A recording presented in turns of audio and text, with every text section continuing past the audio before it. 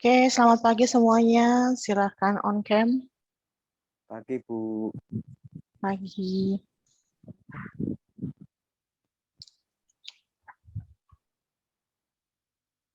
Jangan lupa diganti background-nya.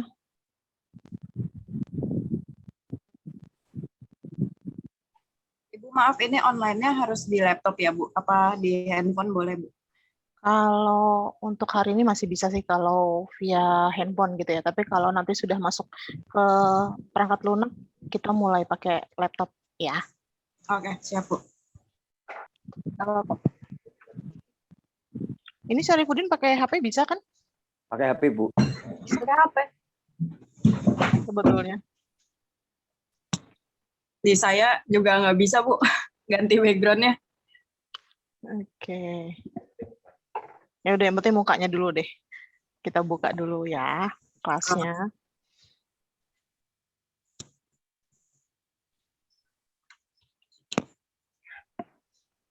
Bu, maaf, background-nya di saya juga bermasalah nih, Bu. Nggak apa-apa, Ya. nggak pakai background dulu ya, Bu ya? Oke. Lalu mungkin nanti linknya ditambahin kali, atau fotonya ditambahin yang buat background. Mereka bermasalah katanya.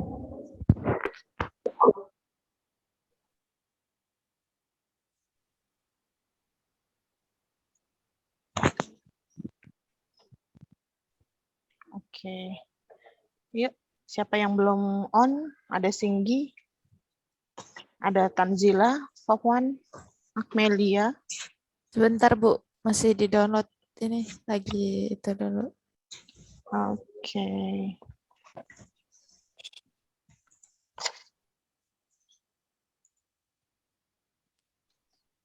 Shirvi sudah ada dari UNJ? Iya, Bu, sudah ada. Oke. Shirvi sudah ada. Kisti. Tadi kayaknya ada Kisti. Kisti ada? Belum ya. Ade Irma dari Unindra. Ada. Andrean dari Unindra. Akmelia dari Unindra ada ya. Albert Unindra. Oke. Khairunisa dari Unindra. Khairunisa sudah gabung kah? Belum. Sudah, Bu. Oh, udah. Oh, iya ya. Oke, kelihatan. Khotimah dari Unindra. Oke, ada. Kemudian Singgih dari Unindra. Singgih ada ya. Singgih, sudah bangunkah? Ayo, Iya. Cem. Maaf, Bu. Lagi setting kamera saya, Bu. Oke. Sofwan Ismail dari Unindra. Suyatno ada ya. Tanzila belum gabung. Oh, ada. Widya dari Unindra juga. Hadir, Bu. Endia dari Unair, Erlangga ada. Endia Swastiwi belum hadir. Kemudian Dwi Cahyaning dari SMKN 41. Hadir, Bu. Oke. Muhammad Syarifuddin SMK Negeri Jawa Tengah. Hadir, Bu. Ya. Oke, kemudian Arif Fadli SMK Negeri 1 Kedaung. Hadir, Bu. Oke. Michael Stefanus dari SMAN 6 Surabaya. Sudah hadir? Belum. Kemudian Makrifatur dari SMAN 2 Lumajang. Sudah hadir? Ya, sudah. Oke. Aini Rahma dari Poltek Media Kreatif Jakarta. Hadir. Oke, siap.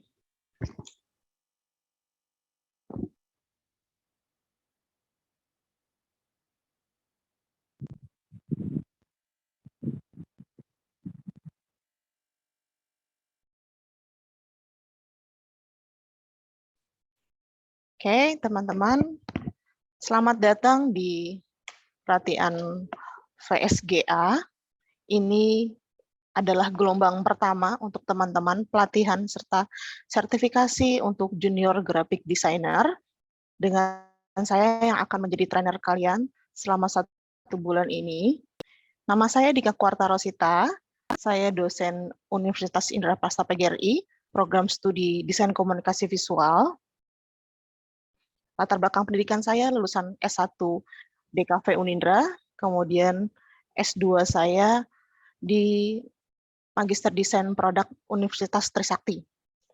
Tuh.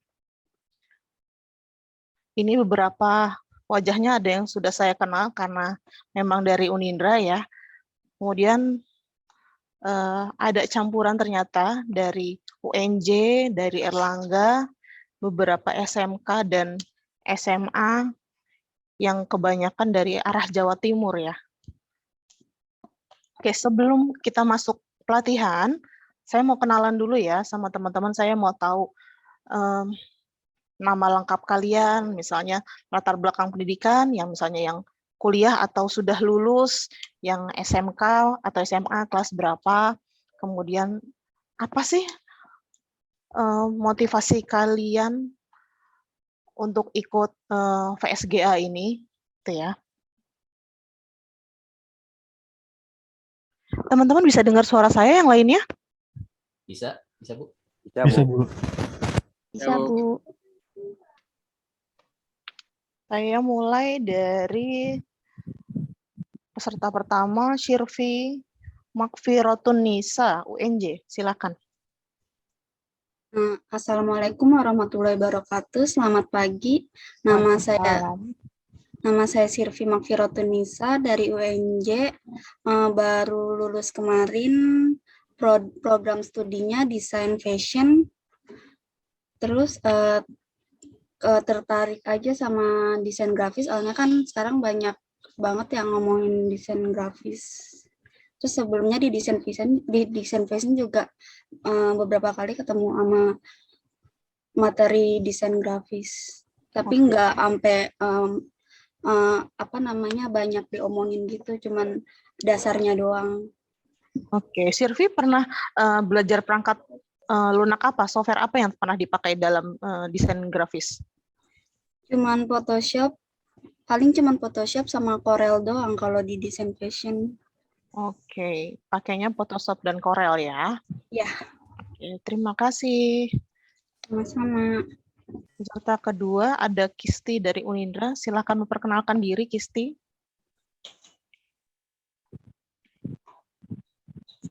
Masih di mute, Kisti.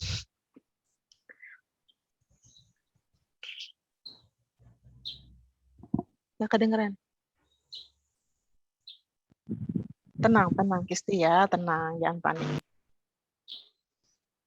Pak Agung belum kedengeran ya? Kalau nggak pakai headset bisa, Kisti? Mohon maaf, tidak terdengar.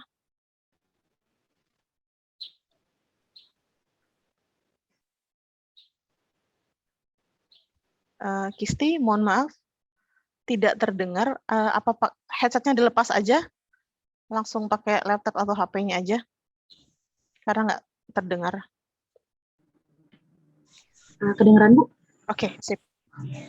Assalamualaikum warahmatullahi wabarakatuh. Waalaikumsalam. Kenalkan, saya Kisti Najia Mumtazah, kuliah di alumni Unindra, lulusan tahun 2019, sorry. Alasan atau motivasi ikut VSGA ini karena ingin menambah pengetahuan satu, yang kedua pengalaman, karena sebelumnya nggak pernah ikut pelatihan kayak gini, jadi kayak itu tadi, terus ditambah pengen punya sertifikatnya juga sih. Oke, Kisti biasa menggunakan software apa untuk membuat desain?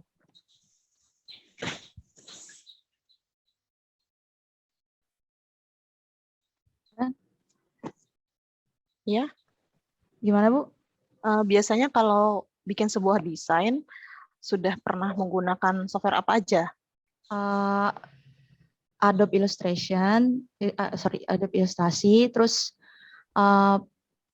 saya sih menguasainya itu baru itu ya Bu, Photoshop masih belum, tapi sisanya paling Premiere, After Effects itu aja Bu. Oke, berarti keluarga Adobe ya. Ya. Oke, terima kasih. Selanjutnya Ade Irma dari Unindra, silakan.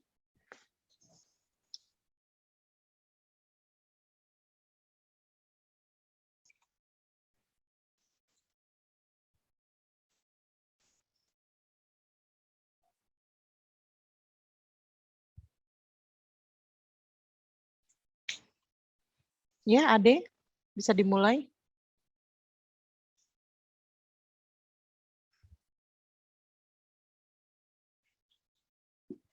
Ade Irma.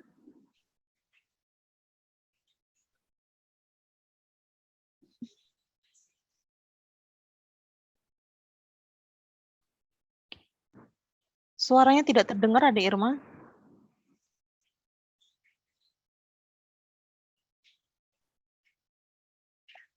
Oke.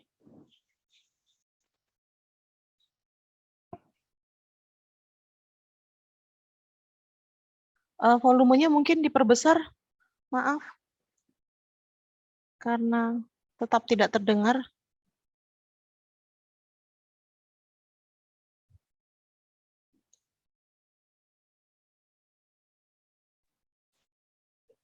Ya, Bu, suara saya terdengar, Bu? Oke, sekarang terdengar.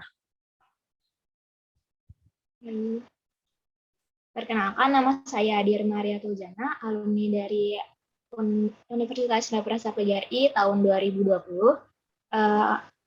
Untuk software desain yang biasa saya gunakan ada Photoshop, Illustrator, After Effects, Premiere juga, Bu. After Effects dan Premiere ya.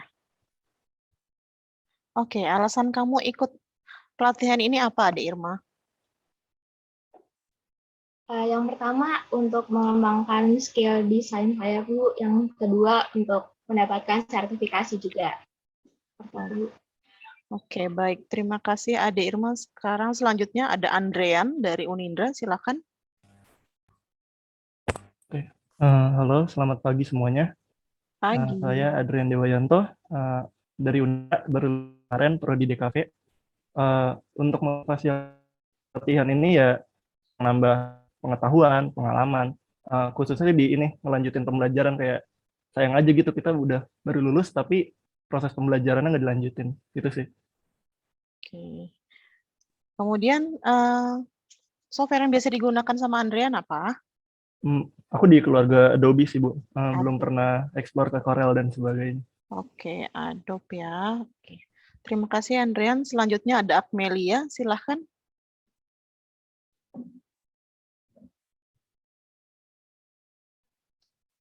Halo, selamat pagi. Assalamualaikum warahmatullahi wabarakatuh. Waalaikumsalam warahmatullahi wabarakatuh.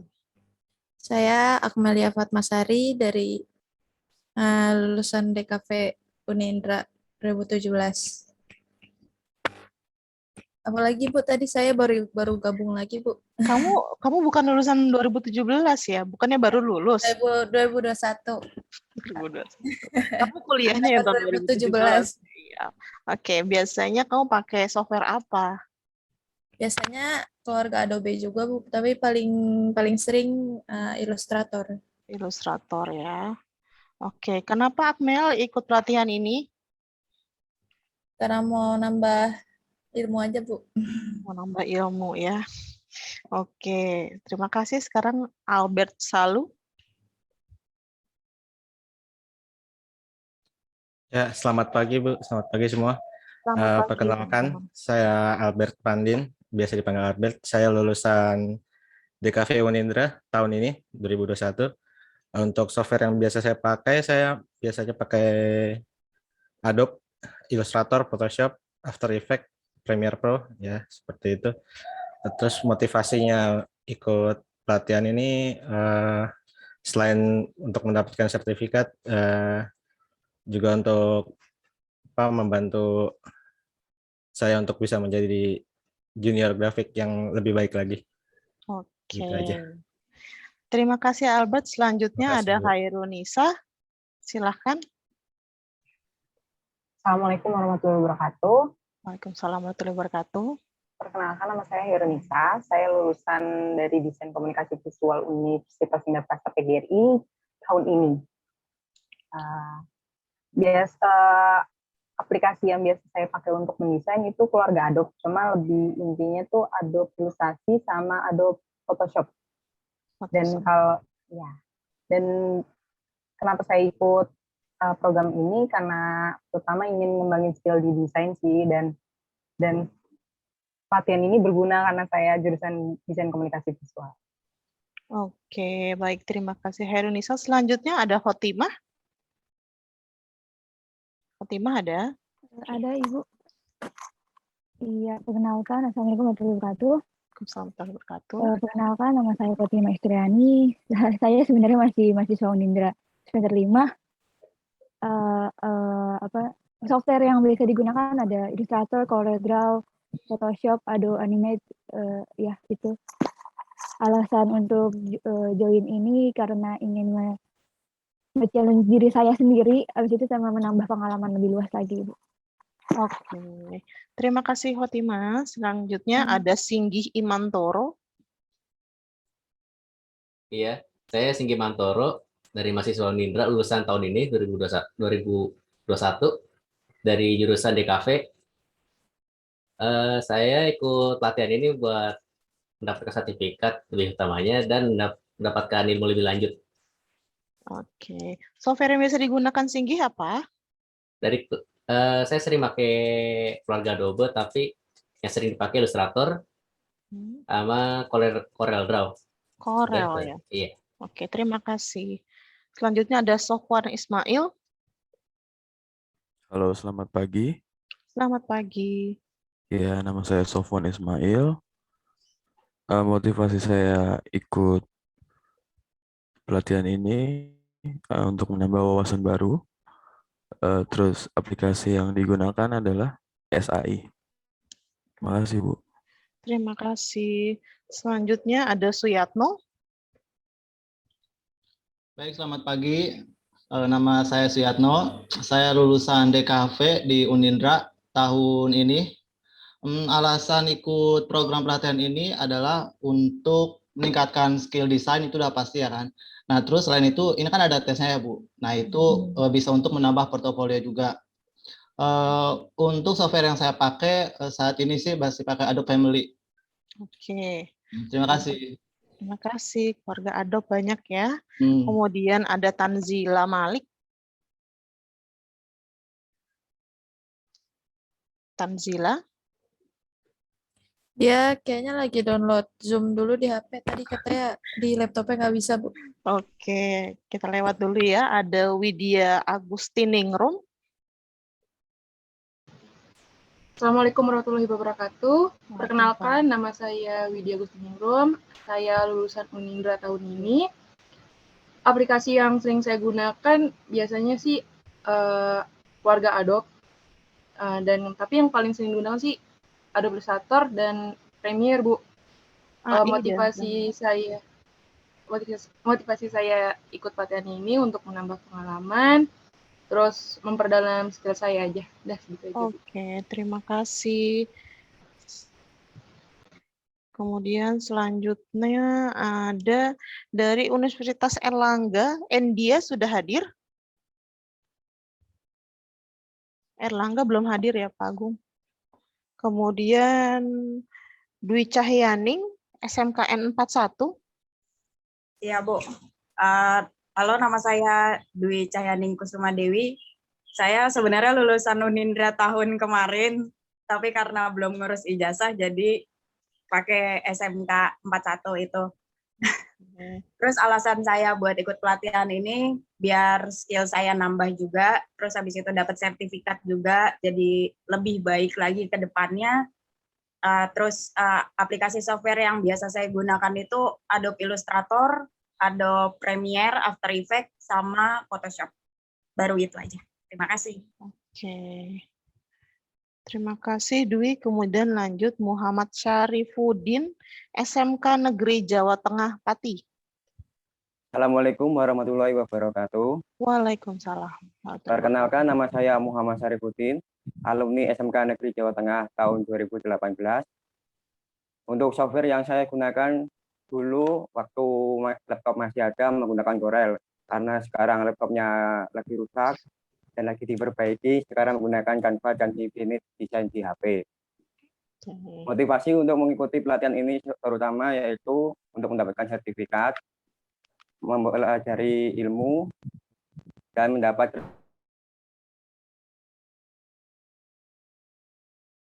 relasi. Oke, baik. Terima kasih Muhammad Syarifuddin. Kita lanjut ke Arif Fadli dari SMK Negeri 1 Kedaung. Ada? Ya, pagi Bu, perkenalkan rekan-rekan dan sekalian, nama saya Arif Fadli, saya lulusan 2020 dari SMKN 1 Kedaung. Untuk software yang saya pakai, saya biasa memakai Adobe Photoshop dan juga CorelDRAW. Alasan saya mengikuti pelatihan ini karena saya ingin menambah pengalaman saya dan juga upgrade skill mengenai desain. Sekian dari saya, Bu. Baik, terima kasih. Selanjutnya ada Mikael Stefanus dari SMA N6 Surabaya.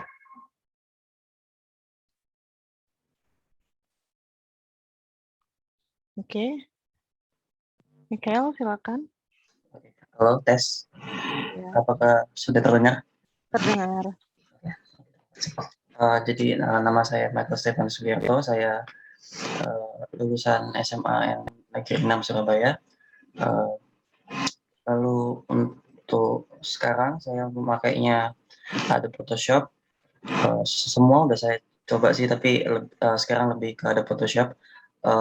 Terus tujuan saya di sini tuh mengembangkan skill sama mendapatkan sertifikasi itu tadi. Oke, terima kasih. Biasanya pakai Photoshop ya.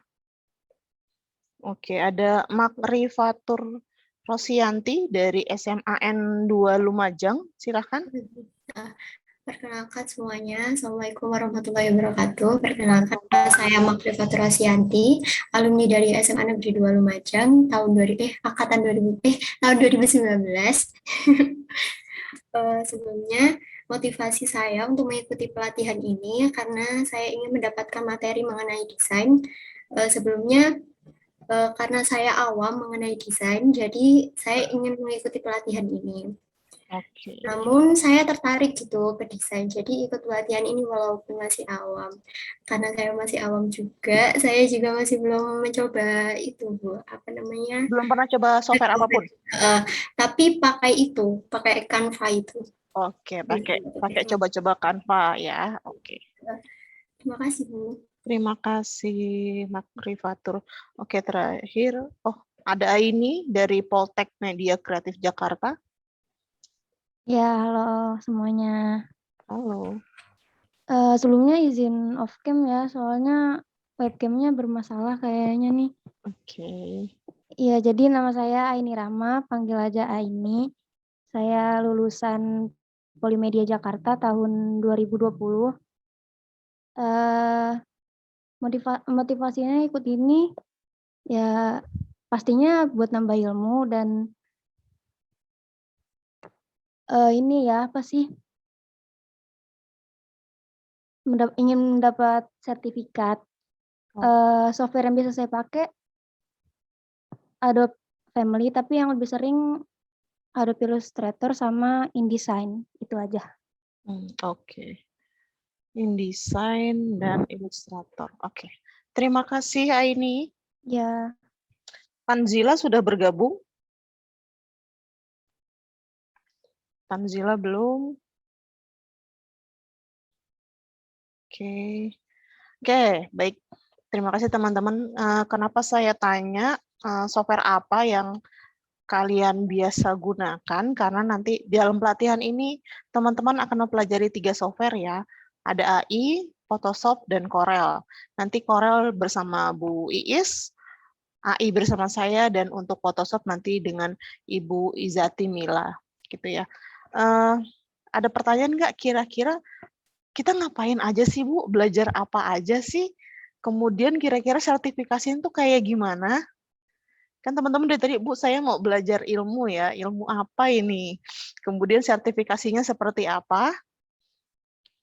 Sudah mulai ada gambaran kah? Atau kira-kira, "Oh, Bu, saya ngeblank, pokoknya saya daftar aja dan nggak tahu mau ngapain, yang penting dapat sertifikat." Ada yang mau coba kayak begitu?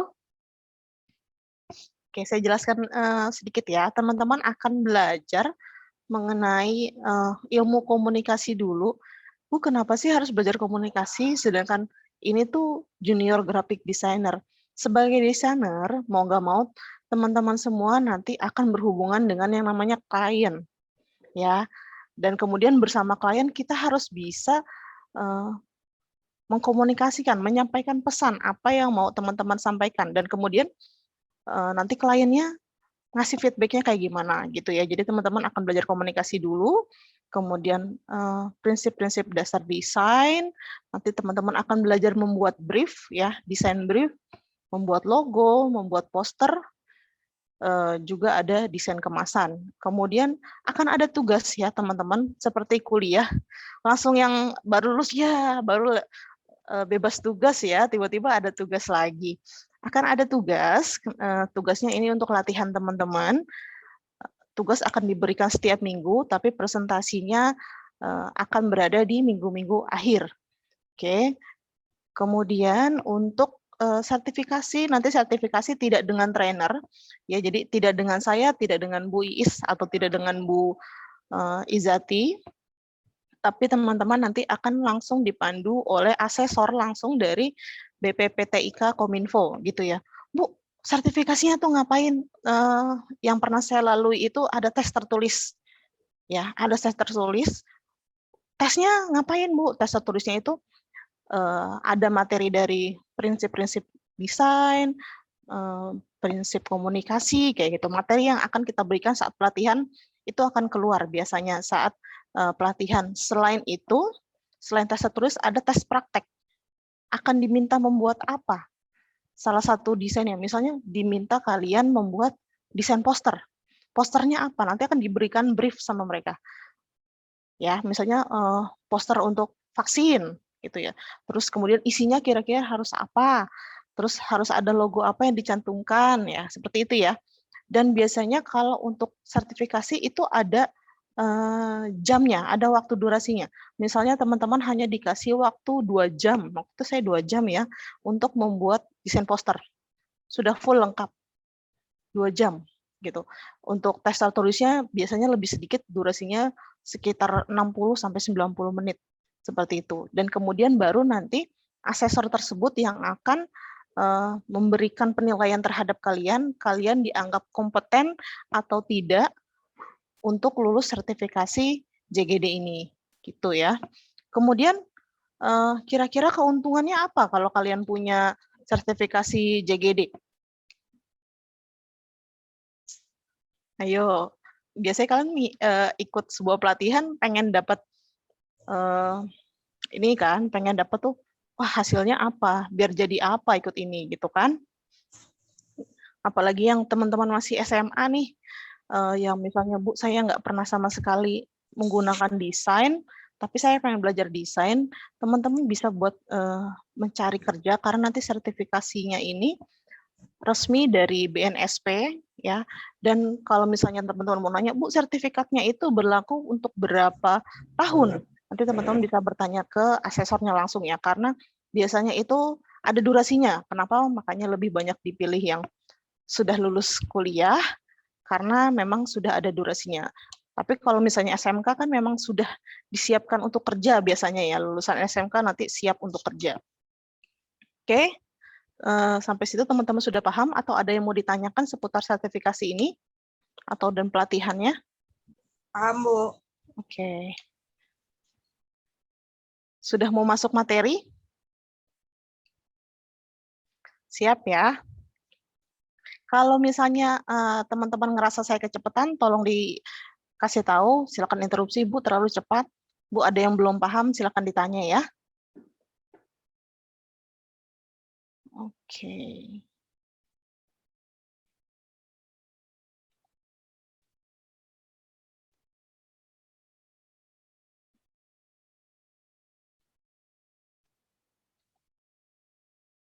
Sudah terlihat di layar teman-teman semua?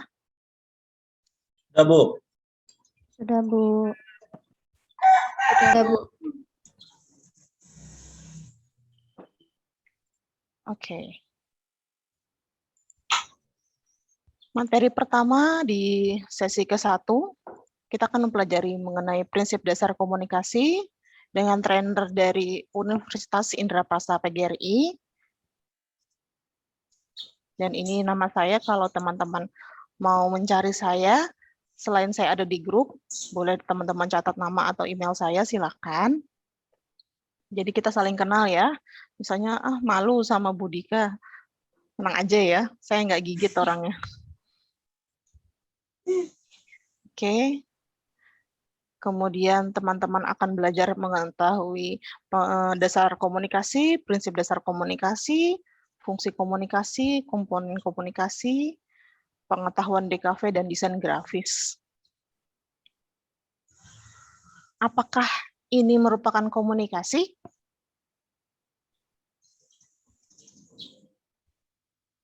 Ya. Atau ini juga disebut komunikasi? Ya, Bu. Ya, Bu. Tangisan bayi, apakah itu komunikasi? Tanpa ada kata-kata, dia hanya menangis aja. Ya. Iya, Bu. Ya.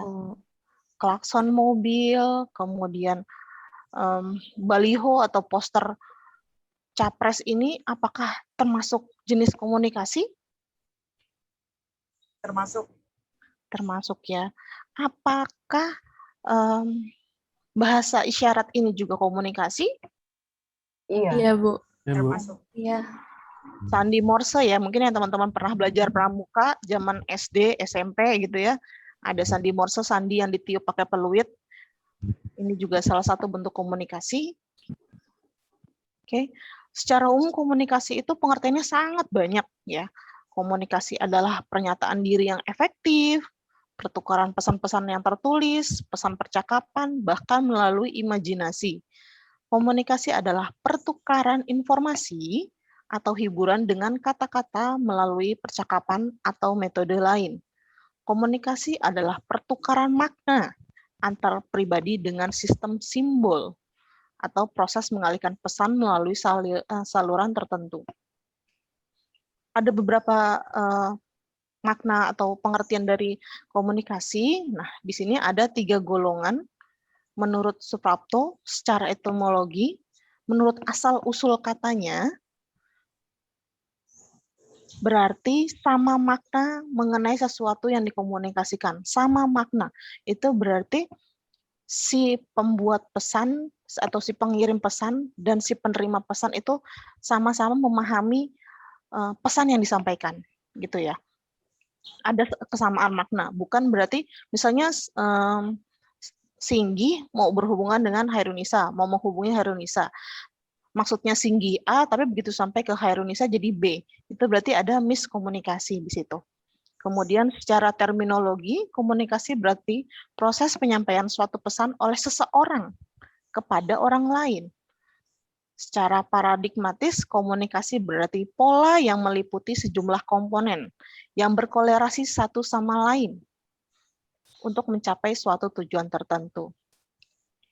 Kemudian dalam komunikasi ada 3 unsur menurut Dani, ada usaha, penyampaian pesan, dan antar manusia. Ya. Kemudian menurut Arni Muhammad, komunikasi adalah proses pertukaran pesan verbal maupun nonverbal. Oke, teman-teman ada yang tahu nggak verbal itu apa sih? Nonverbal itu apa sih? Ada yang tahu komunikasi verbal itu apa? Verbal pakai kata. Verbal pakai kata, nonverbal? Tidak pakai kata. Tidak pakai kata. Non-verbal lebih ke simbol, bahasa isyarat ya. Kalau verbal itu seperti saya dengan teman-teman sekarang. Gitu. Tapi kalau misalnya saya sudah berbicara kalian, misalnya untuk teman-teman yang tunarungu menggunakan, itu berarti saya perempuan. Gitu. Nah itu non-verbal. Oke, kemudian ada dari Universitas Terbuka mengatakan komunikasi adalah suatu proses pembentukan, penyampaian, penerimaan, dan pengolahan pesan yang terjadi dalam diri seseorang dan atau di antara dua orang atau lebih. Ya, jadi komunikasi tidak hanya antara saya dan Singgih, tapi bisa dengan saya, Singgih, Heronisa, Makrifatur, Mikel gitu ya. Proses komunikasi, pengirim pesan, komunikator, misalnya saya di sini, pesan yang saya sampaikan materi ajar, kemudian salurannya lewat apa? Lewat Zoom. Akan ada gangguan nih. Gangguannya apa? Misalnya sinyalnya jelek, kemudian mati lampu, kemudian apalagi noise-noise yang lain ya, tiba-tiba misalnya teman-teman chat nih, Bu, tolong Bu, saya nggak bisa nyala webcam misalnya. Bu, saya nggak bisa nyalahin suara. Nah, itu salah satu gangguan noise gitu ya. Dan kalian adalah penerima komunikan. Bisa nggak pesan yang saya sampaikan tidak nyampe ke kalian? Bisa, kenapa? Misal di tengah-tengah perjalanan dari antara pesan dan saluran, noise-nya apa? Tiba-tiba kalian ngantuk, nguap, tidur. Nggak nyampe akhirnya. Oh, tadi Bu Dika ngasih tahu apa ya? Ngejelasin apa ya? Saya ngeblank, soalnya tidur. Misalnya, itu ya. Salah satu gangguan-gangguan yang akan dialami dari komunikasi. Bisa jadi tidak sampai apa maksud saya mau ngejelasin ke teman-teman, nyampe ke teman-teman pesannya udah beda lagi gitu. Kemudian, nah saya menginginkan feedback dari teman-teman. Misalnya saya nanya, teman-teman paham nggak? Teman-teman jawab paham. Nah itu namanya umpan balik atau feedback gitu ya. Komunikasi verbal itu lebih ke suara, ya lebih kata-kata, bisa lewat chat, bisa telepon langsung misalnya. Kalau non-verbal itu lebih ke bersalaman, genggam tangan, pukulan ya. Kalau berantem nggak usah pakai mulut, biasanya laki-laki nih tonjok-tonjok aja gitu kan. Itu non-verbal. Kemudian bahasa tubuh, ekspresi wajah. Contohnya misalnya di sini ada Aini lagi curhat sama Kisti. Awalnya hanya curhat biasa, tapi tiba-tiba di pertengahan Aini menangis. Itu berarti ada gabungan antara komunikasi verbal dan nonverbal, gitu ya. Kenapa? Karena ada ekspresi wajah, ada emosi yang dikeluarkan oleh Aini terhadap Kisti. Kenapa? Karena dia menangis, ya. Mungkin nggak ada komunikasi verbal dan nonverbal dalam satu komunikasi. Mungkin ya. Jadi teman-teman kadang komunikasi nonverbal itu membantu teman-teman nggak mungkin kan kemarin saya kecelakaan tapi ngejelasin sampai ketawa. Kemarin saya kecelakaan loh, kan nggak ada yang kayak gitu kan. Misalnya kemarin gue kecelakaan, mukanya pasti sedih gitu kan, nunjukin luka-luka. Nah, itu salah satu bentuk gabungan dari verbal dan nonverbal. Kemudian perbedaan komunikasi verbal dan nonverbal dari bahasa. Kalau komunikasi verbal, bahasa yang digunakan adalah bahasa tulis, lisan, ya, yang mana bisa dilakukan melalui tulisan maupun berbicara langsung. Kalau nonverbal menggunakan bahasa tubuh dan isyarat. Kemudian ada bentuk bahasa. Komunikasi verbal biasanya berupa kata-kata atau kalimat, sedangkan nonverbal menggunakan bahasa isyarat atau simbol. Kayak teman-teman zaman sekolah nyontek ya, misalnya ujian nih, THB atau UTS lah ya. Terus pertanyaannya itu pilihan ganda. Pasti gitu kan? Gitu kan? Nomor 1.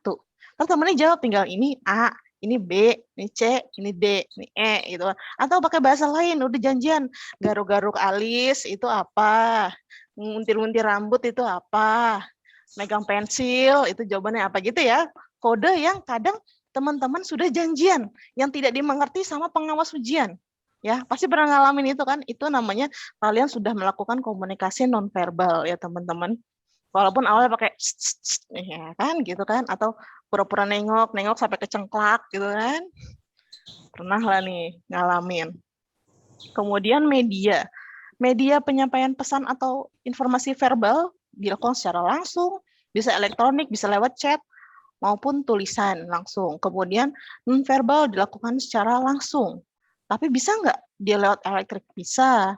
Seperti kalau teman-teman mungkin sekarang sering lihat di berita-berita TV, selain ada si pembawa berita berbicara secara verbal, di sampingnya ada teman dari komunitas tunarungu gitu menjelaskan menggunakan bahasa isyarat. Karena tidak semua orang yang tunarungu ini paham dengan bahasa mulut gitu ya. Kadang kan cara artikulasi orang suka berbeda-beda. Nah, kadang suka membingungkan untuk teman-teman yang tunarungu, sementara mereka ingin mendapatkan berita. Makanya akhirnya dibantu sama tim yang bisa menggunakan bahasa isyarat. Oke, kesederhanaan. Komunikasi verbal lebih mudah, lebih efektif, teman-teman lebih paham, gitu ya. Kemudian kalau bahasa nonverbal, nah itu bisa inovasi sendiri. Kayak tadi saya bilang kan, kalau pilihan ganda kalian nyontek ini A, B, C, D, E gitu. Tapi ternyata ada inovasi sendiri karena biar nggak ketahuan kan. Misalnya ngangkat pensil, ngangkat pulpen, tiba-tiba ngangkat tempat pensil itu jawabannya apa. Nah, itu tergantung perjanjian kalian sendiri.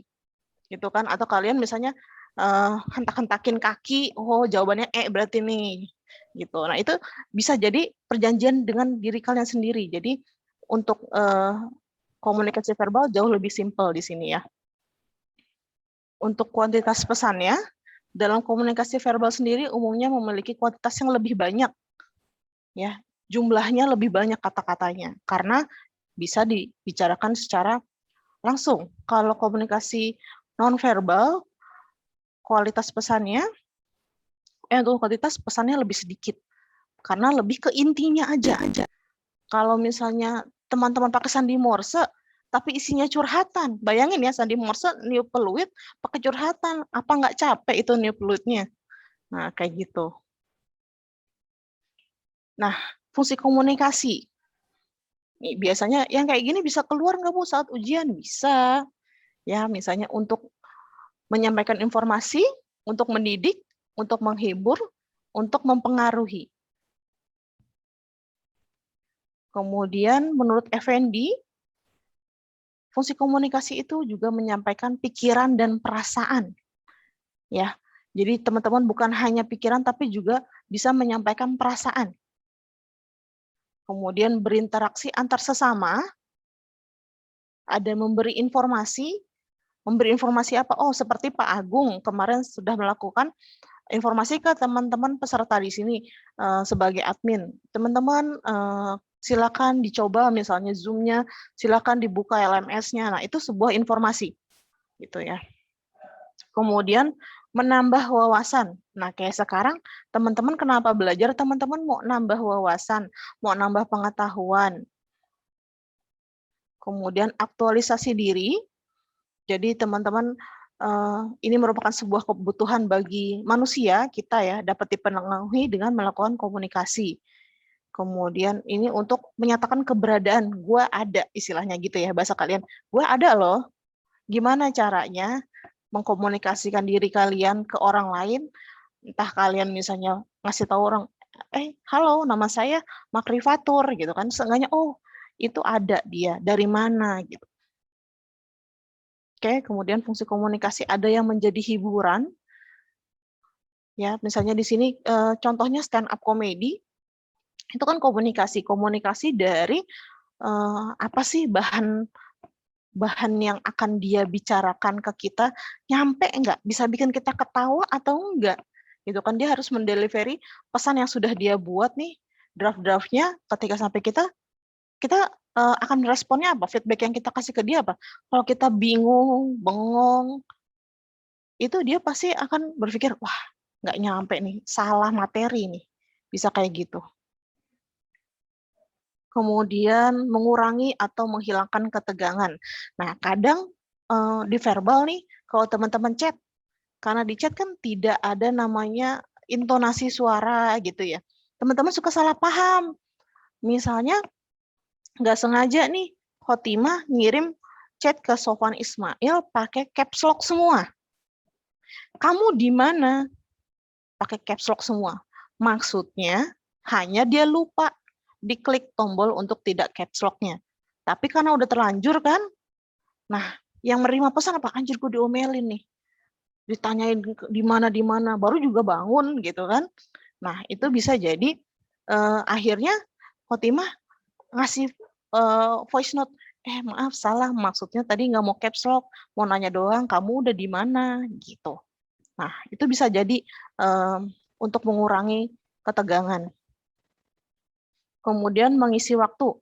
Nah, teman-teman kadang saat pandemi pernah ngerasain gabut nih ya, gabut mau ngapain bingung, guru atau dosennya hanya ngasih materi, terus nggak ngasih tugas, nggak ngasih kuis atau apa-apa, terus kemudian teman-teman bermain media sosial.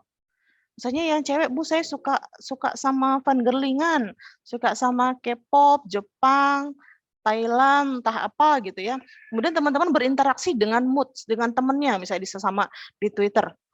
JB-JB lah bahasanya kalian itu, saling nanya-nanya, padahal nggak kenal gitu, asal kenal aja. Nah, itu untuk mengisi waktu luang kalian.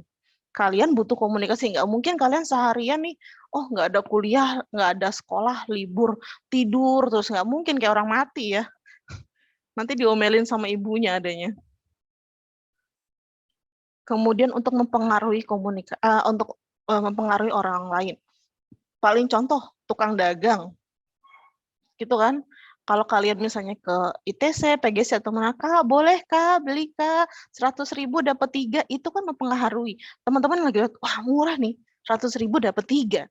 Atau misalnya yang dilakukan oleh caleg atau capres gitu ya, mereka mempengaruhi kita sebagai pemilihnya untuk memilih beliau gitu. Nah, itu salah satu fungsi dari komunikasi. Menunjukkan ikatan. Misalnya teman-teman nih yang punya IG, bikin IGS, terus kangen nih nge-tag nama teman-temannya. Orang yang melihat, oh dia ternyata punya hubungan nih ya sama si A, si B, si C gitu ya. Kemudian untuk memelihara hubungan keluarga, misalnya yang keluarganya jauh, kalian di Jakarta misalnya, tapi orang tua, kakak, adik gitu, adanya misalnya di Surabaya. Nah, kalian gimana? Nelpon, karena nggak bisa pulang, alasannya pandemi. Kalian nggak punya uang buat tes antigen, misalnya nggak bisa punya uang buat ongkos. Nah, itu komunikasi melalui WhatsApp, chat, dan sebagainya, itu penting. Pengendalian. Komunikasi dapat mengarahkan seseorang untuk menaati peraturan. Kayak teman-teman sama polisi ya, kalian kan paling takut sama polisi kan? Lebih takut sama polisi apa lebih takut sama setan coba? Lebih takut sama polisi. Kalian lihat polisi di depan nggak pakai helm muter balik. Gitu kan? Kadang kalau kalian lihat setan, udahlah terobos aja transparan ini gitu kan. Nah, itu namanya polisi mengendalikan pemikiran kalian. Oh iya, ada rasa takut, pasti ditilang nih, akan mengeluarkan uang nih. Ya kan? Kalian akan muter balik, itu pengendalian. Kemudian motivasi, misalnya kalau teman-teman ikut Zoom Meet untuk memberikan motivasi-motivasi secara psikologi, itu bisa mengambil keputusan. Kalian ragu nih, mau ikut VSGA atau enggak ya? Nanya sama temennya, ikut nggak? Ikut, coba aja daftar. Gitu kok. Minta tolong, kalau kalian misalnya chat temen gitu kan, atau mau ngundang nih, kadang yang baru lulus kuliah, hilang dari grup, tiba-tiba nongol, Assalamualaikum. Temennya pasti langsung komen gimana, wah nih kalau nggak minta tolong mau ngundang nikahan nih biasanya. Gitu. Oke, ini masih sama ya yang tadi.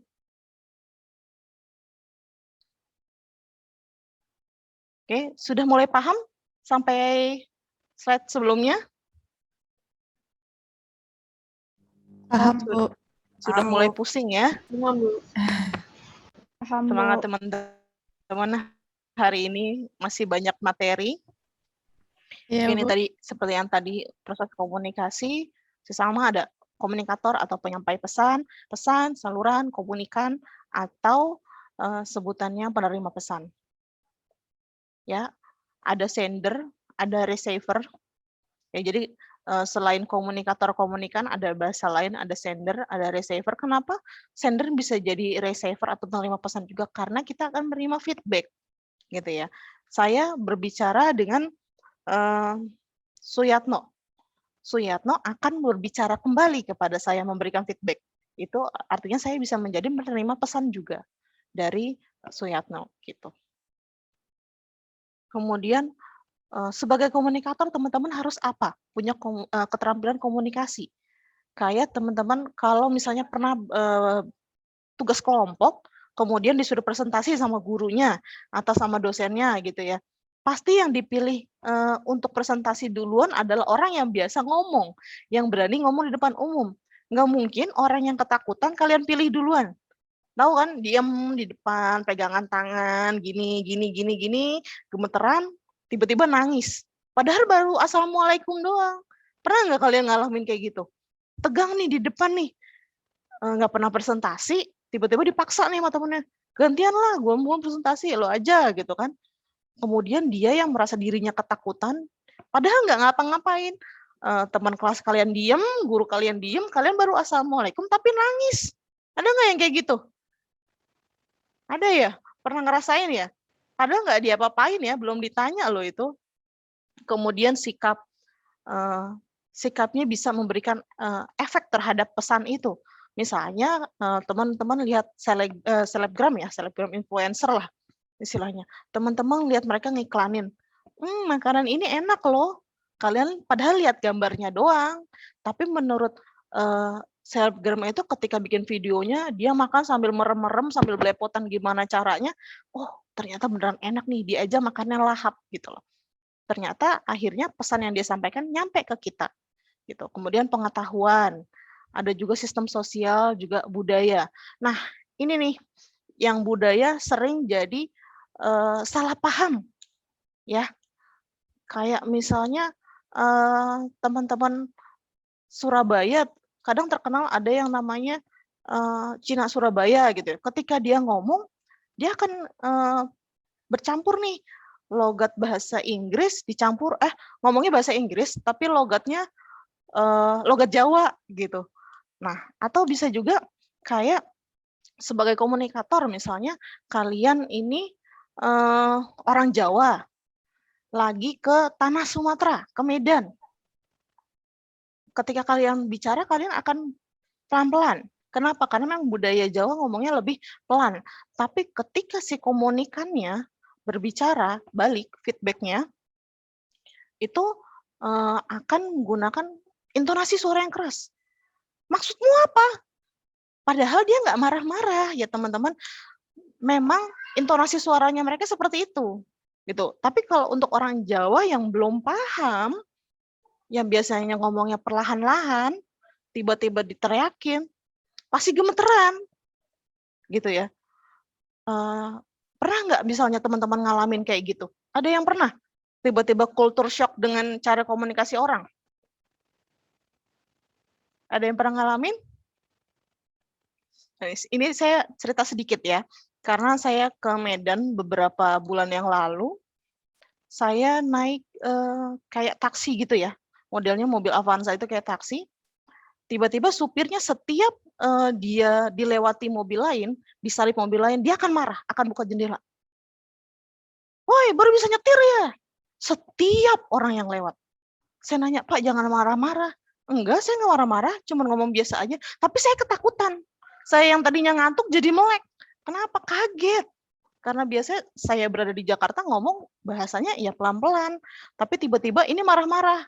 Atau lagi mungkin maksudnya ngelucu, tapi saya tanggapnya ini kayak saya diajak bunuh diri gitu ya. Jadi ada di jalanan yang berkelok-kelok gitu, daerah Batubara, sampingnya jurang semua ya teman-teman, sampingnya jurang. Dia berkelok-kelok, dia ngomong, ini di sini biasanya banyak yang meninggal nih Bu. Loh, kenapa Pak? Kecelakaan, ngebut-ngebutan. Tapi beliau ngebut-ngebut. Gitu ya. Beliau bilang, banyak yang meninggal Bu. Tapi beliaunya sendiri ngebut-ngebut. Saya astagfirullahaladzim, ini saya diajak mati bareng apa gimana gitu kan. Maksud dia mungkin untuk menurunkan ketegangan saya karena belok-belok gitu ya. Mungkin maksudnya biar saya nggak mual atau apa. Tapi yang ditangkap di saya, wah anjir diajak bunuh diri bareng nih. Belok-belok sampingnya jurang.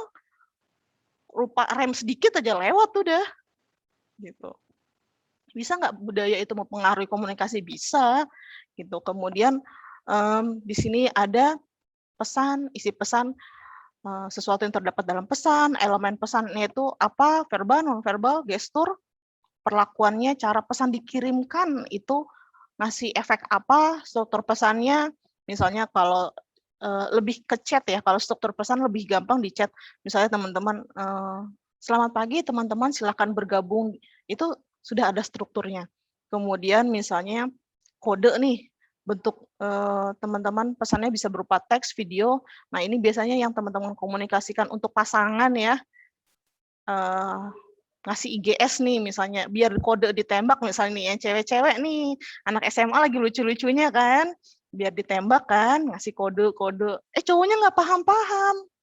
Ya udah dikasih komunikasi nonverbal nih, nggak paham-paham, harus pakai verbal juga gitu. Kemudian media atau channel, media yang digunakan untuk pengirim pesan ya, bisa melalui telepon, internet, macam-macam sekarang ya, misalnya Bu, medsos pun banyak, ada yang suka pakai Telegram, ada yang suka pakai Line, WhatsApp, atau teman-teman, Bu, sekarang mah bisa pakai sambil Zoom-an gitu, sambil Gmeet. Kenapa nggak pakai misalnya, pakai WhatsApp video? Oh, kalau WhatsApp video paling mentok 4 orang atau berapa orang. Tapi kalau misalnya saya mau sama geng saya nih Bu, geng saya 10 orang, saya Gmeet gitu. Padahal ngomongnya ngelantur nggak jelas, bahas skincare yang cewek-cewek misalnya. Tahap skincare apa aja gitu. Nah, itu salah satu media yang digunakan. Oke, ini feedback, proses merespon pesan. Kemudian ini komponen dari komunikasi. Terdiri dari pengirim komunikasi, komunikator, kemudian penerima komunikasi, komunikan, pesan komunikasi, medianya melalui apa, kemudian feedback-nya itu apa. Kemudian kita masuk ke jenis-jenis produk DKV, desain komunikasi visual. Ada desain grafis identitas visual, ada desain antarmuka atau user interface, ada desain grafis pemasaran dan periklanan, ada publikasi, motion grafis, desain kemasan, grafis lingkungan, dan seni ilustrasi. Kalau misalnya teman ada yang dari UNJ nih, saya belajarnya tata busana, fashion. Apakah pelajaran DKV seperti ini? Ya mungkin sama kayak teman-teman yang di tata busana mungkin ya. Kalian harus belajar pola baju kayak gimana, motong bahannya seperti apa. Nah, sama kayak gitu. Kemudian menjahit, gimana kalian memasarkan produk yang kalian buat. Nah, itu juga sama yang teman-teman DKV lakukan, misalnya membuat desain kemasan untuk UMKM. Gimana caranya teman-teman DKV ini membuat kemasan yang menarik sehingga pembeli tertarik membeli produk UMKM itu, gitu ya. Sistem identitas visual adalah suatu sistem komunikasi visual yang membentuk identitas dari suatu perusahaan atau lembaga. Di sini ada logo, tipografi, color palette, fotografi, atau standar manual. Ya, jadi ada identitas visual pada sebuah lembaga misalnya atau perusahaan, dia punya 5 ini. Kemudian ini logo. Nah, teman-teman bisa hafal dengan sendirinya. Oh, logo Apple yang ada di benak kalian ada apel tergigit. Oh, logo Samsung ada warna biru dan putih, gitu ya. Oh, Oppo hurufnya ini. Oh, ini logo Vivo. Itu dengan sendirinya kalian akan ingat, oh kalau ada checklist itu berarti Nike, gitu ya. Ada Adidas dan sebagainya. Tipografi. Nah, ini juga berpengaruh. Teman-teman pernah lihat rokok Sampurna, Emile? Di logonya hanya huruf A, tapi teman-teman paham, cukup dia nulis huruf A aja, misalnya di billboard, tanpa iklan tambahan, tanpa penjelasan lain, kalian tahu, oh ini iklannya rokok Sampurna Mild, misalnya kayak gitu ya. Itu font bisa sekuat itu nggak? Iya. Apalagi yang teman-teman biasanya ingat dari huruf ini? Ada nggak huruf yang kalian ingat? Bukan kalian misalnya lihat logonya aja ya, tapi misalnya, oh huruf ini pasti huruf yang biasa digunakan oleh perusahaan ini gitu. Oke, ada yang bisa jawab? Huruf apa?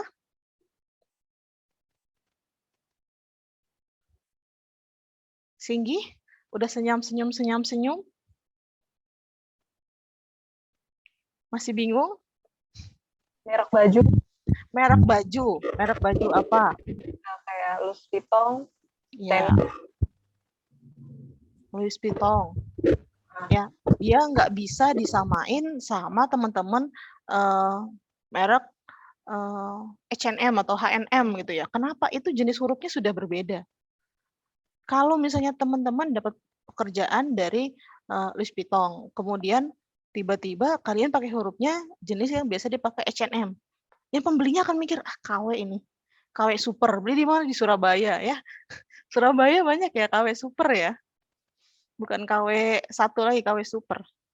Oke, ini ada color palette. Kadang ada warna-warna standar yang biasa digunakan oleh perusahaan. Atau misalnya teman-teman membuat logo BPPTIK. Kita tahu warnanya biru dan putih. Kemudian teman-teman ganti jadi warna pink. Alasannya apa? Saya suka. Misalnya gitu ya, Dwi Cahyaning kenapa ngeganti logo BPPTIK ini jadi warna pink? Saya suka aja Bu warna pinknya. Padahal tidak sesuai dengan color palette-nya mereka gitu. Warna-warna mereka itu warna apa gitu. Tidak boleh seenaknya kita sebagai desainer mengganti kalau memang sudah ada misalnya standar manualnya. Nah, kemudian ada fotografi atau ilustrasi yang biasa digunakan atau kadang ada brand ambassador. Ketika wajah si artis ini misalnya dipakai, oh iya, berarti produknya ini gitu. Atau misalnya teman-teman lihat muka Raisa gitu kan, di jalan Raisa lagi mainan air gitu misalnya di balihonya. Kalian langsung kepikiran, oh Raisa iklan Aqua. Kayak gitu. Itu bisa jadi kekuatan. Kemudian ada standar manualnya, boleh dan tidaknya, misalnya logonya boleh nggak dipakaikan latar belakang. Tidak semua logo boleh digunakan, boleh ditambahkan latar belakang ya teman-teman. Mungkin yang masih SMA masih bingung ya, karena yang kuliah DKV mungkin sudah pernah pelajari itu, tapi yang SMA bingung. Oh begitu ya Bu? Iya, jadi kalau misalnya teman-teman punya logo, misalnya kita tahu ada Habibie Center ya. Teman-teman nanti bisa cek Habibie Center, dia warnanya biru, tidak boleh ditambahkan latarnya lagi. Ditambahin apa? Ditambahin ada oval di situ, tidak boleh. Gitu ya. Kemudian warna yang hanya boleh digunakan pada stationery dia hanya boleh warna apa aja. Nggak boleh misalnya yang teman-teman tahu warna aqua, biru, hijau, tiba-tiba kalian ganti menjadi warna hitam. Emang kenapa? Biar elegan aja Bu, nih bahasa yang sering dipakai teman-teman desainer nih. Kenapa pakai warna hitam? Biar elegan aja, biar kesannya mahal gitu. Padahal apakah ketika aqua teman-teman ganti warna hitam akan berubah jadi mahal? Belum tentu ya. Nah ini desain antarmuka atau user interface. Ini biasanya berhubungan dengan sudah masuk ke digital. Kemudian pemasaran perikanan. Ini biasanya kalau untuk teman-teman yang DKV sudah pernah belajar ini di semester 5 ya, ada mata kuliah periklanan dan pemasaran. Ya, kemudian itu belajarnya apa? Mereka dapat tugas tolong buat logo, buat kemasan, buat storyboard, buat iklan tentang popok misalnya. Oke, popok. Berarti harus dipikirin nih, gimana segmentasinya siapa yang pakai popok? Popok anak-anak kah atau popok dewasa? Nah ini popok sekarang ada 2 ya, ada anak-anak, ada dewasa. Jangan tiba-tiba makrifatur nih dapat tugas bikin popok, bikin kemasan popok dewasa, tapi pas lagi makrifatur bikin di kemasannya ada gambar bayi.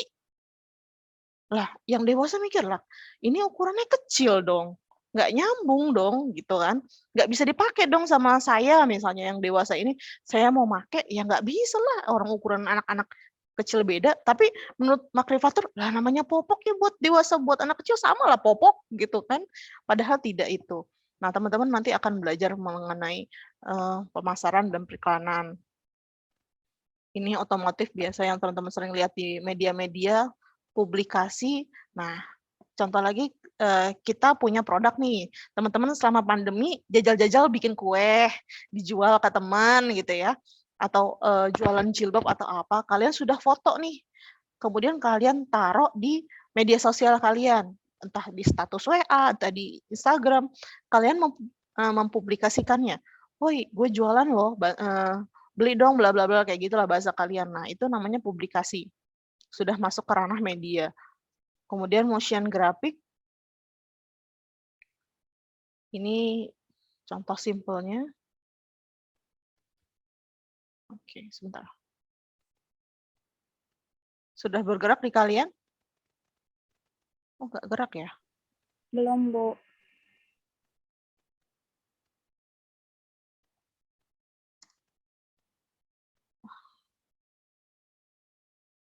Karena gerakannya terlalu cepat. Ini masih nggak kelihatan? Oke, Nggak kelihatan, Bu. Oke, kalau nanti di sini nggak kelihatan, teman-teman jangan khawatir, materinya tetap akan di-share di LMS kalian ya.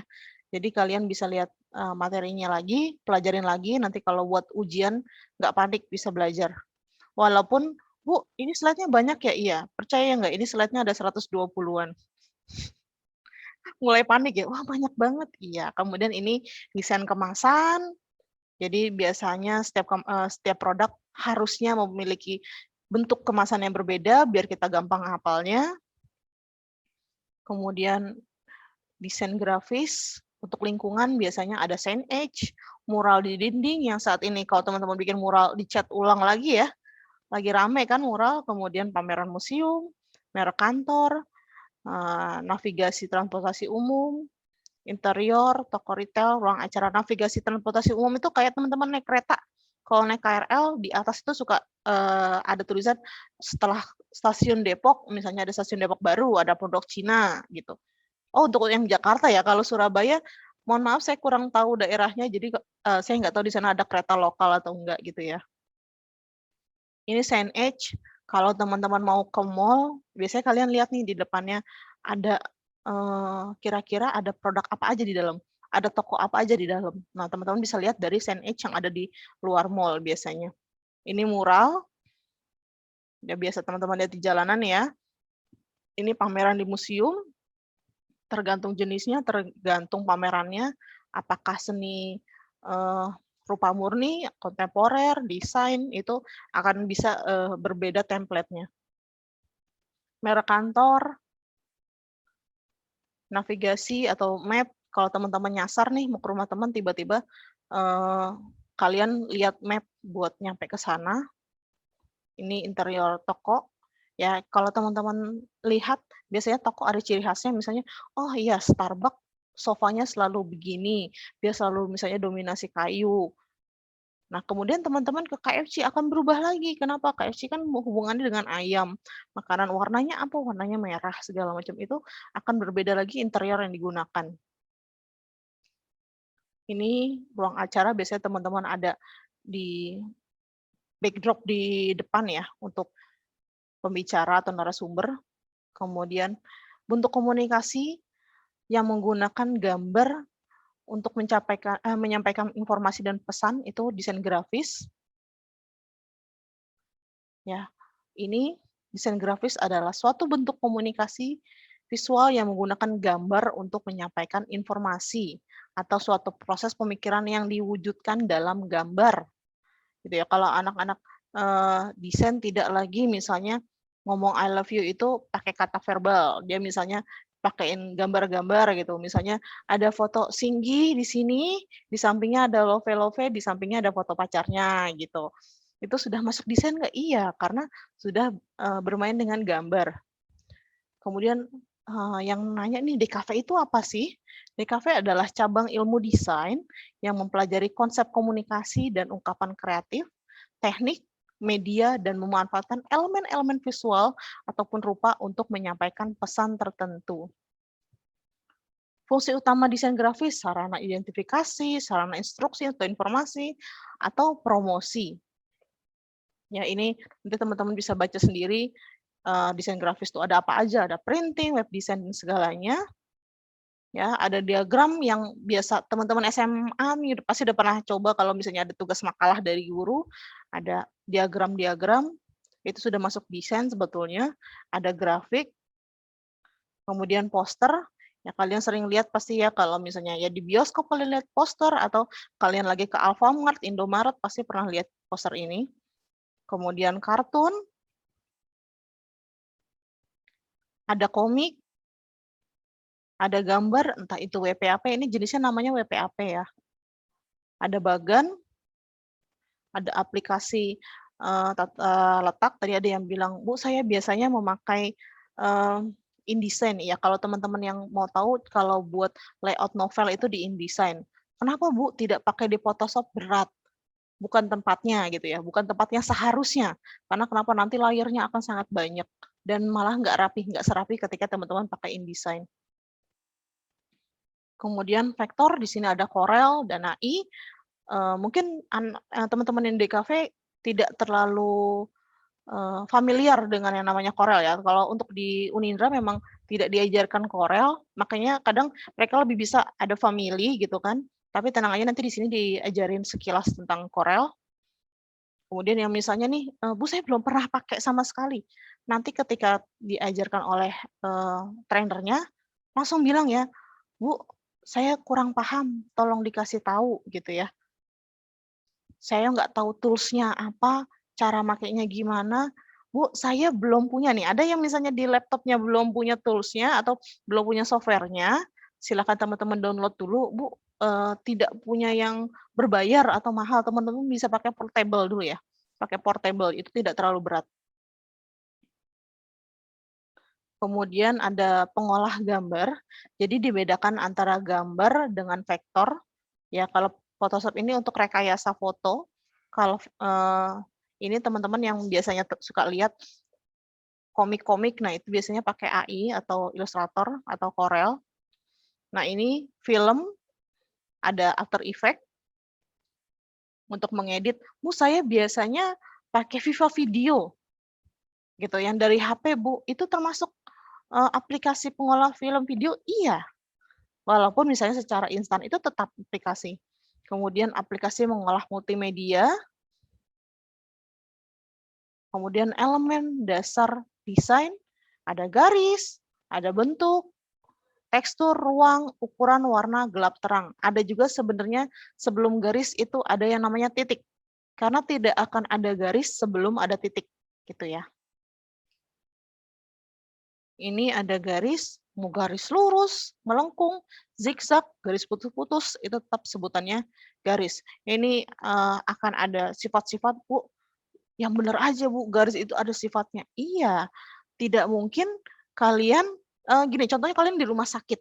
Kalian lihat ya, kalau untuk mengukur tekanan jantung gitu kan, kalian lihat akan ada naik turun, itu akan, oh iya, dia masih hidup. Tapi ketika lurus, wah lewat, gitu kan. Nah itu ada tanda-tandanya, jadi garis itu juga punya sifatnya sendiri. Kemudian ada bentuk, ini ada lingkaran, oval, trapesium, seperti yang teman-teman pernah pelajari dari SD. Ada tekstur, tekstur ini ada nyata dan maya ya. Tekstur maya itu apa? Ketika kita raba, ternyata halus. Misalnya kalian lihat foto, di foto itu kalian kelihatannya, wah itu geradakan banget, misalnya foto terumbu karang. Tapi begitu kalian usap fotonya, tidak ada teksturnya, halus. Gitu. Tapi kalau tekstur nyata kayak gimana? Ketika kalian melihat karpet misalnya, kalian raba, oh ada teksturnya. Bulunya lembut kah? Atau karpetnya kasar kah? Gitu kan? Nah itu namanya tekstur nyata. Ruang, ada kubus, ada ruang seperti ruang kamar kalian, itu masuk ke dalam ruang. Ada ukuran, kilometer, HM, dam, pelajaran SD ya, saya yakin yang kuliah ini udah lupa nih biasanya nih. Saya tanya 1 km berapa DM, tiba-tiba langsung ngeblank. Berapa ya? Kali berapa ya? Turunannya kali 10, kali 100, kali 1000. Tuh, udah nyengir-nyengir kan yang kuliah, mereka tuh kelihatannya keren gitu, disuruh ngukur gini lupa pasti. Percaya saya, dia sama tangga ini pasti udah lupa. Kemudian ada warna. Warna ini banyak ya, teman-teman taunya Magiku Hibiniu. Tapi ternyata di luar itu, warna itu punya lingkaran warna yang campurannya kayak gimana. Kemudian ada gelap terang. Jadi ada yang teman-teman pasti pernah pakai baju pink, ada pink muda lagi ya, atau jilbab deh. Cewek-cewek ini pasti pernah beli jilbab, mau warna apa Kak? Pink.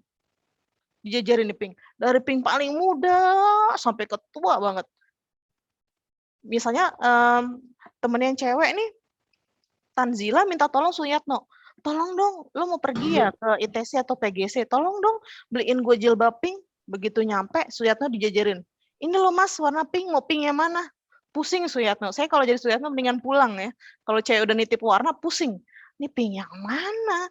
Jilbab itu beda warna, beda merek, udah repot banget gitu. Nah ini ada lagi sistem warna di dunia itu macam-macam ya.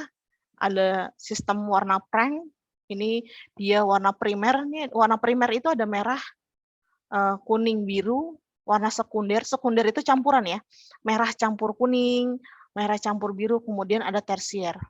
Ini yang paling banyak lagi campurannya. Merah ketika campur oranye, jadinya di tengah-tengahnya merah ke oren-orenan gitu ya. Itu ada lagi. Kemudian ada sistem Munsell ya. Ini warnanya yang biasa dipakai sama kedokteran gigi. Kemudian ada lagi Oswald color system. Nah ini yang teman-teman suka nanya, ada hijau turquoise itu kayak gimana? Ada lagi yang suka bilang hijau telur asin telur asin bukannya biru ya? Suka bingung kan kayak gitu kan kalian? Hijau telur asin, misalnya ibu kalian ngomong gitu, beliin dong spray warna hijau telur asin. Terus kalian beli nih telur asin nih, disamain sama spraynya, mana ini kan biru. Gitu kan. Ada kadang bahasa-bahasa yang teman-teman nggak tahu kayak hijau royo-royo. Apa hijau royo-royo? Yang kayak apa? Merah bata, merah Fanta. Ya, kalian akan mendengar bahasa-bahasa seperti itu. Kemudian CMYK ini biasanya adanya di software. Ada RGB, ada CMYK. Ini ada RGB. Ini ada LEB. Ada HSL. Ada hex, dia mirip sama RGB tapi gabungan dengan CMYK. Kemudian makna, warna merah, merah Coca-Cola. Pernah dengar kata-kata seperti itu? Merah Coca-Cola, biru Oreo. Gitu ya. Atau misalnya teman-teman, merah. Merah apa nih? Merah PDI, merah Coca-Cola. Gitu. Kan ada macam-macam ya. Kemudian artinya warna merah tuh apa? Untuk menarik perhatian gitu. Setiap warna ada arti-artinya. Kayak teman-teman jangan samakan merah KFC dengan warna merah McD. Ah masa sih Bu? Iya. Coba kalau nggak percaya kalian beli kemasannya, kalian bandingin warnanya. Apakah sama persis warna merahnya? Kemudian orange. Oh, kalian waktu kecil pernah nonton Nickelodeon. Begitu muncul cipratan warna oranye ini tanpa Nickelodeon, teman-teman tahu. Oh, ini mau acara kartun favorit saya, mau nonton si Blue misalnya. Warna kuning itu biasanya untuk yang cerah, hangat, bersahabat. Contohnya National Geographic atau teman-teman pernah lihat makanan yang warnanya banyakkan kuning. Oh iya, geprek bensu Bu misalnya. Biasanya warna-warna terang digunakan untuk makanan atau minuman gitu ya. Nah minuman bisa nggak warna hijau? Bisa, karena minuman itu kan dingin juga. Nggak selalu minuman itu panas. Atau kopi ya, kita kopi tahu kan ada panas, ada dingin. Atau teman-teman yang biasanya zaman sekarang makan boba-bobaan nih, minum boba gitu kan. Boba kan dia dingin. Kalau boba panas, bisa bayangin kalian sagunya nyatu kayak apa. Ya, ini green, warna hijau itu lebih tenang. Ini warna dingin ya, teman-teman. Ini Facebook. Kalian pernah nggak ketuker yang namanya aplikasi Traveloka sama Traveloka ya bener ya. Traveloka sama Twitter. Pernah, Bu. Pernah ya. Pernah, Bu. Atau teman-teman lagi yang sering ketukar apa lagi? Telegram, misalnya yang warna-warnanya biru. Atau kalian ketika buka di HP kalian ada Joox, ada Spotify, sebelahnya ada Webtoon, warna hijau semua. Ya kan? Kalau kalian nggak hafal, kalian akan salah pencet dulu. Wah, salah mau Joox, tiba-tiba masuknya ke Spotify. Nah, itu warna biru itu lebih biasanya ketenangan. Kenapa kayak BPPTIK ini warnanya biru karena dia ingin menunjukkan profesional, menunjukkan keseriusan, integritas gitu ya. Tapi kalau BPPTIK kita ubah jadi warna merah, akan samakah? Tidak. Teman-teman perhatikan lagi, ini Kominfo ini lebih berhubungan dengan teknologi gitu. Jadi akan berpengaruh nih pemilihan warna yang teman-teman pakai. Kalian disuruh bikin kemasan makanan klepon. Oke, ada di benak kalian klepon apa? Warna hijau, ada kelapanya warna putih, ada isinya warna coklat. Tiba-tiba teman-teman menggunakan warna ungu. Loh, ini kleponnya warna ungu nih, campuran ubi ungu. Oh, campuran taro. Itu akan merubah persepsi halayak atau pembeli gitu. Nih warna ungu teman-teman mungkin tahu kalau di laptop dulu ada Yahoo. Nih ya. Kemudian warna hitam, Nike. Hitam biasanya sering disebut orang elegan. Paling sering orang menyebut, kenapa pakai warna hitam? Karena elegan. Padahal kadang hitam itu memberikan efek teman-teman kalau pakai baju ya, terutama akan memberikan efek kurus. Gitu ya. Misalnya kadang nih banyak kan orang yang tubuhnya agak besar menggunakan warna hitam, kenapa? Karena akan memberikan efek kurus. Kenapa dia tidak memakai baju warna hijau? Dia akan terlihat lebih besar. Gitu. Bisa nggak Bu baju berefek kayak gitu? Ada. Ada nggak Bu orang yang selalu menggunakan baju warna hitam dari atas ke bawah? Ada. Monokrom Bu, iya dia selalu pakai baju itu, nggak pernah pakai baju berwarna. Apalagi yang cowok ya. Kalau cowok nih paling sering nih, kalau ibunya lagi beresin baju, misalnya habis nyetrika, begitu buka lemari, bajunya hitam, putih, biru. Udah itu aja terus. Ada 3 kaos warnanya hitam semua. Disangka nggak ganti baju. Padahal memang bajunya warnanya itu aja. Gitu. Atau beda sama cewek, ketika buka baju lemarinya penuh. Gitu ya. Penuh dengan warna-warna. Tapi cewek selalu bilang, saya nggak punya baju. Iya, yang cewek pernah ngalamin gitu nggak? Tiba-tiba mau kondangan, saya nggak punya baju, padahal bajunya banyak. Ini Albert kayaknya pernah ngerasain nih ya. Lagi mau nganterin ibunya kondangan kali atau pacarnya ngajakin kondangan, beliin baju dulu dong, aku nggak punya baju gitu. Terus begitu Albert buka lemarinya, isinya ada 10 koper gitu. Lah ini baju. Itu udah pernah dipakai. Astagfirullah gitu kan. Biasanya cewek kayak gitu. Kemudian warna putih. Ini warna putih itu paling netral ya. Putih dan hitam itu warna-warna netral. Mau pakai campuran warna apa? Misalnya saya pakai baju putih, saya pakai jilbab warna biru nyambung, saya jilbab oranye nyambung, saya pakai jilbab warna ungu nyambung gitu ya. Sama ketika saya juga pakai baju hitam, dia netral, warna apa aja cocok. Kemudian warna coklat. Ini lebih untuk warna-warna yang berhubungan dengan makanan-makanan alam, atau kadang teman-teman lihat misalnya kita beli McD sekarang kemasannya pakai kemasan kertas. Kenapa? Misalnya dia mau nunjukin kalau kemasannya mereka ramah lingkungan, misalnya kayak gitu. Nah, ini abu-abu Apple, tapi ketika kalian beli produk ini dengan merek ini, kemudian berubah jadi warna biru tua, biru demokrat ya. Kalian tahu ya kalau kita sebut biru demokrat langsung ingat, oh birunya begini. Kalian percaya nggak itu merek Apple? Apakah kalian akan membeli? Misalnya nggak ada iklannya nih. Nggak ada iklannya di TV, nggak ada di media, tiba-tiba logonya warna biru. Kalian akan mikir apa? Aduh, tiruan Cina nih. Kayak gitu kan. Padahal sebetulnya itu memang dia merubah logonya untuk produk tertentu gitu, tapi lupa mengiklankan. Itu bisa berpengaruh lagi ke pasar. Ada ketakutan, ada kecurigaan untuk membeli. Kemudian warna merah muda biasanya identik dengan perempuan, anak kecil, Barbie. Nah, kalau misalnya laki-laki pakai pink boleh nggak? Boleh nggak laki-laki pakai pink? Boleh. Boleh, Bu. Boleh. Kenapa? Memang itu warna. Karena memang sebenarnya kenapa pink perempuan, laki-laki biru itu hanya stigma kan. Baik lagi itu hanya stigma masyarakat.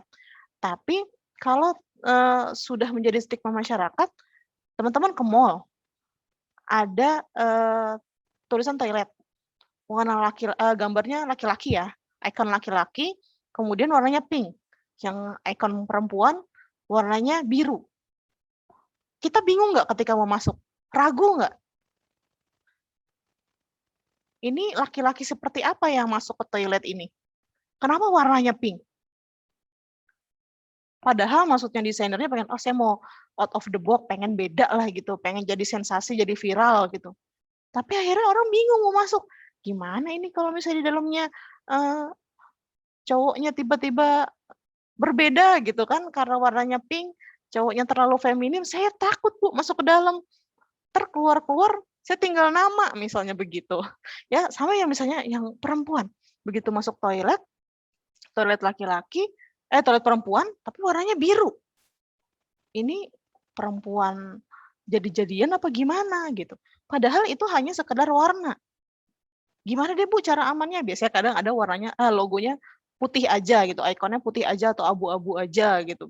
Selain ada tulisan cewek atau cowok gitu, toilet pria atau wanita. Kadang pakai warna yang aman gitu, tapi dengan ikon pembeda antara perempuan dan laki-laki.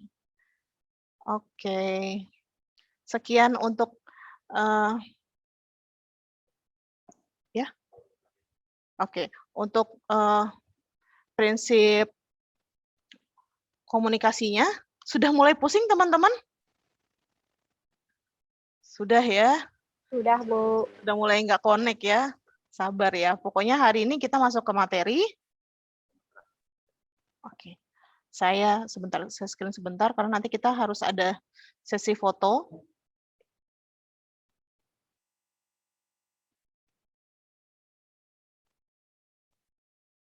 Bentar.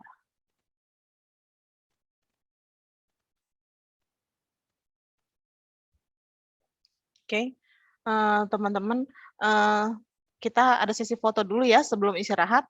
Kita ada waktu untuk coffee break sampai 30 menit. Tapi teman-teman tetap di room ya, tidak keluar. Cukup dengan mute suara saja dan juga off cam aja gitu. Oke, kita foto dulu. Pasang senyumnya yang manis, yang ikhlas. Oke, sudah Pak Agung? Oke. Ini ada yang hilang, oh yang hilang ternyata Pak Agungnya sendiri. Saya cari Pak Agungnya nggak ada. Oke, 1, 2, 3.